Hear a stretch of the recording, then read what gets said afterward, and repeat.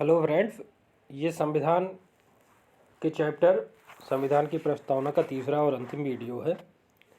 हमने इसके पहले वीडियो में जहाँ तक पढ़ा धर्मनिरपेक्षता के बारे में हमने सारी चीज़ें समझी। आज हम लोग समझेंगे लोकतंत्र के बारे में या लोकतांत्रिक व्यवस्था के बारे में। हमारी संविधान की प्रस्तावना में लोकतंत्र शब्द का प्रयोग हुआ है। जैसा कि आपको बताया गया है कि भारतीय संविधान की प्रस्तावना में संपूर्ण प्रभुत्व संपन्न, समाजवादी, धर्मनिरपेक्ष, लोकतांत्रिक, गणराज्य इतने मूलभूत तत्वों का प्रयोग किया गया है। तो लोकतंत्र किसे कहते हैं? तो लोकतंत्र का सिंपल सा अर्थ होता है जनता का, जनता के लिए, जनता के द्वारा शासन। अब्राहम लिंकन का कथन है, एकदम सिंपल सा है। यहाँ पे हमें लोकतंत्र के बारे में डिटेल से नहीं पढ़ना है, बल्कि हमें ये समझना है कि भारतीय संविधान की प्रस्तावना में लोकतांत्रिक व्यवस्था का अर्थ यह है कि भारत देश एक लोकतांत्रिक देश है। लोकतंत्र के प्रकार देखिएगा तो दो प्रकार होते हैं, एक होता है प्रत्यक्ष लोकतंत्र और एक होता है अप्रत्यक्ष लोकतंत्र। प्रत्यक्ष लोकतंत्र का अर्थ होता है कि जहाँ पर जनता ही सभी नीतियों में सीधे भाग लेती है। वहाँ एक सभा बुलाई जाती है और वहाँ पर किसी भी निर्णय पर जनता का राय सीधे लिया जाता है और उसी के आधार पर नीतियों का निर्माण किया जाता है। प्रत्यक्ष लोकतंत्र की कुछ विशेषताएं हैं, जैसे रेफरेंडम, पहल, इनिशिएटिव, रिकॉल, प्रत्यावर्तन और जनमत संग्रह। अब रिकॉल के बारे में काफ़ी क्वेश्चन ये उठ के आ रहा था, क्योंकि रिकॉल का अर्थ ये होता है कि अगर व्यवस्था के अंतर्गत जो शासन कर रहा है वह अच्छा कार्य नहीं कर रहा है तो जनता उसको पुनः रिकॉल कर सकती है, अर्थात उसको उसके पद से हटा सकती है। देखा जाए तो प्रत्यक्ष लोकतंत्र का उदाहरण विश्व में केवल स्विट्जरलैंड है। भारत जैसे एक विशाल देश जहाँ की जनसंख्या बहुत अधिक है, यहाँ पर प्रत्यक्ष लोकतंत्र वास्तविक रूप से निर्मित नहीं किया जा सकता था। अतः हम लोग दूसरी व्यवस्था अर्थात अप्रत्यक्ष लोकतंत्र की तरफ गए। अप्रत्यक्ष लोकतंत्र में प्रतिनिधि जनता के द्वारा चुने जाते हैं और जनता डायरेक्ट रूप से प्रतिनिधियों का चुनाव करती है तथा सभी प्रतिनिधि जनता के द्वारा चुनने के कारण नीति निर्माण करते हैं। अप्रत्यक्ष लोकतंत्र की दो व्यवस्थाएं, एक संसदीय स्वरूप जिसमें एक समूह में शासन की व्यवस्था को संभाला जाता है, या संसदीय स्वरूप का आप एक अर्थ ये समझ सकते हैं कि कार्यपालिका विधायिका के प्रति उत्तरदायी होती है, और राष्ट्रपति के अधीन जैसे अमेरिका में कि जनता ने सीधे राष्ट्रपति को चुना और राष्ट्रपति ही नीति निर्धारण करता है। लोकतंत्र का शब्द जो डॉक्टर अंबेडकर के अनुसार उन्होंने क्या बताया, उन्होंने कहा कि राजनीतिक लोकतंत्र तब तक स्थायी नहीं होता जब तक कि सामाजिक लोकतंत्र ना हो। तो सामाजिक लोकतंत्र का अर्थ सीधा सीधा ये है कि यह एक जीवन शैली है जो स्वाधीनता, समानता एवं भ्रातृत्व को मान्यता देती है। अगर आप देखेंगे स्वाधीनता, समानता और भ्रातृत्व, ये अंबेडकर जी के कथन है, तो ये तीनों ही आपस में त्रे कहलाते हैं, त्रि।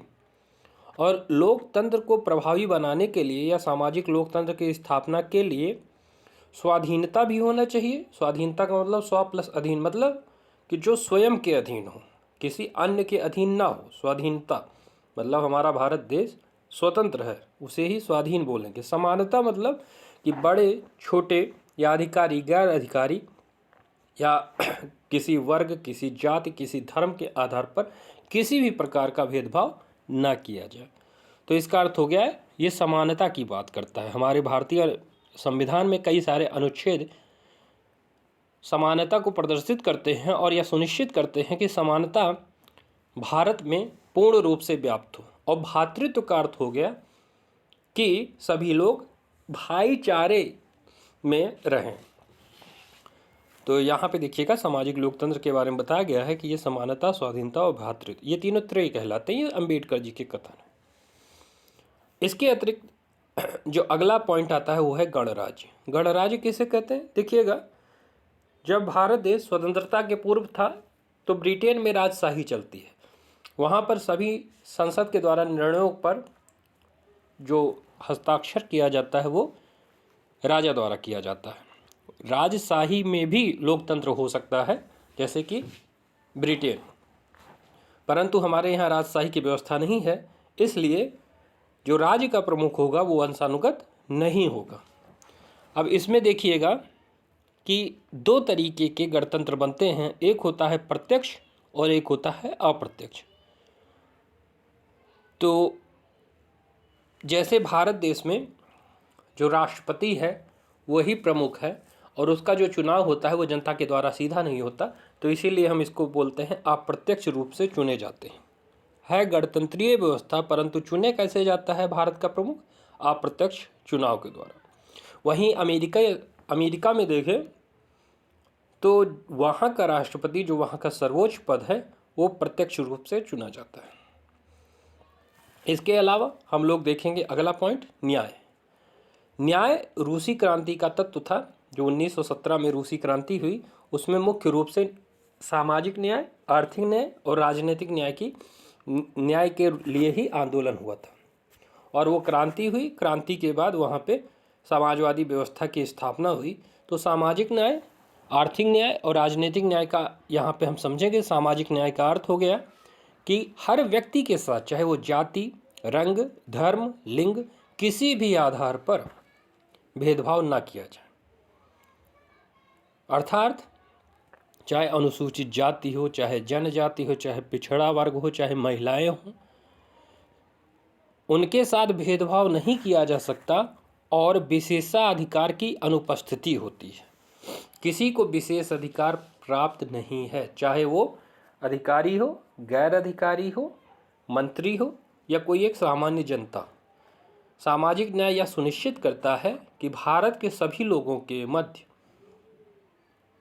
कोई भी असमानता न हो।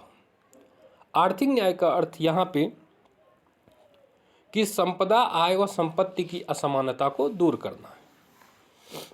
इसीलिए समाजवादी व्यवस्था के अंतर्गत आर्थिक रूप से कमजोर वर्गों को सरकार या शासन या सत्ता किसी न किसी रूप से मुख्य धारा में लाने का प्रयास करती है।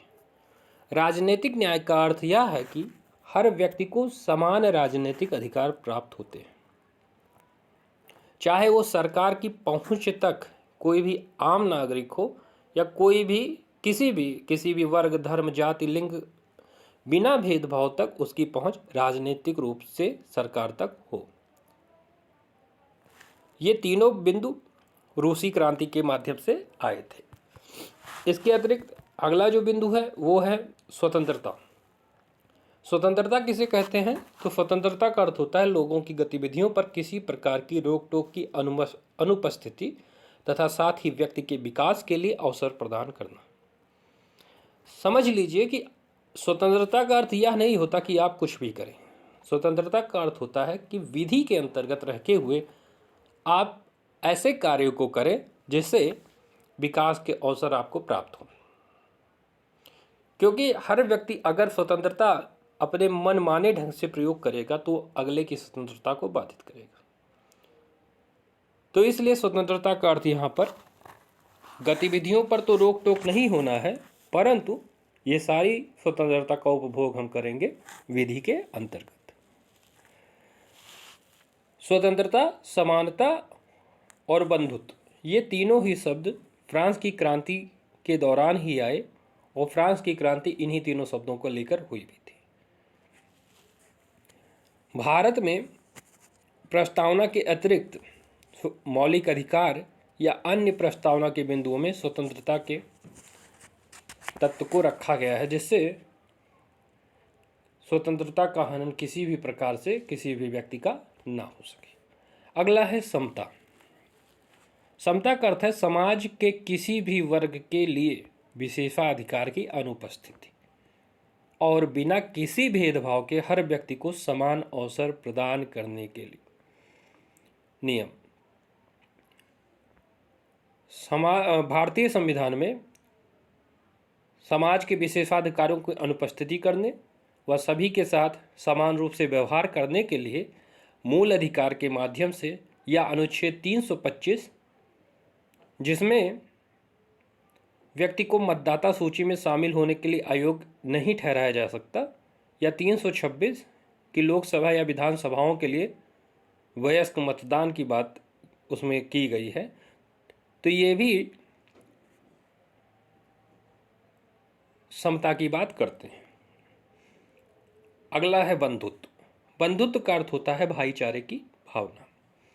भारतीय संविधान ने भारतीयों के मध्य बंधुत्व को बढ़ाने के लिए एकल नागरिकता या मौलिक कर्तव्यों में या संविधान के राज्यों के संघ के रूप में या अखंडता और देश की एकता के रूप में कई सारे तत्वों को समाहित किया जो बंधुत्व या भाईचारे की भावना को बढ़ाता है।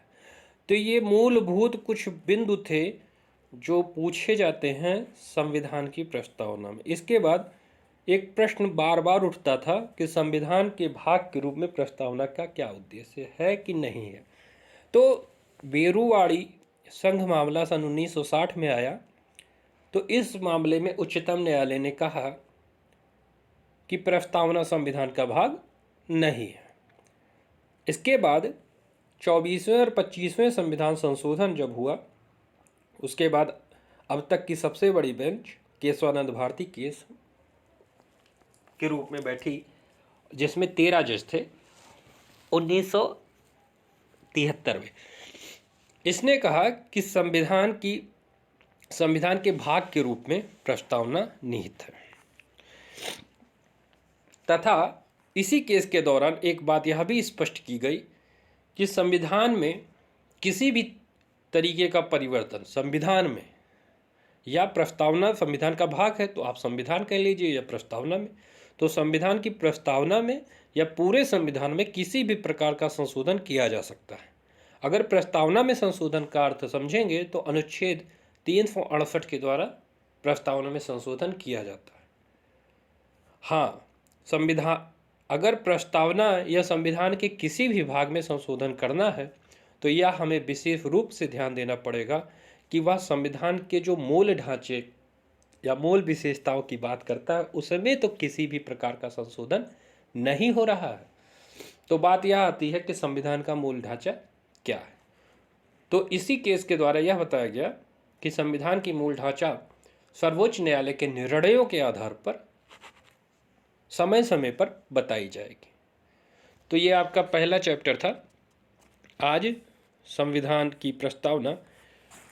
मुझे समझ में आ रहा होगा कि आप लोग शायद अच्छा समझ गए होंगे। इसको आप एक बार दो बार देखिएगा और उसके बाद कोशिश कीजिएगा कि आप लक्ष्मीकांत की बुक से सारे पॉइंटों को पुनः पढ़िए और फिर जाके यूपी पीसीएस के घटना चक्र को लगाइए। आपके सभी क्वेश्चन हल हो जाएंगे। धन्यवाद।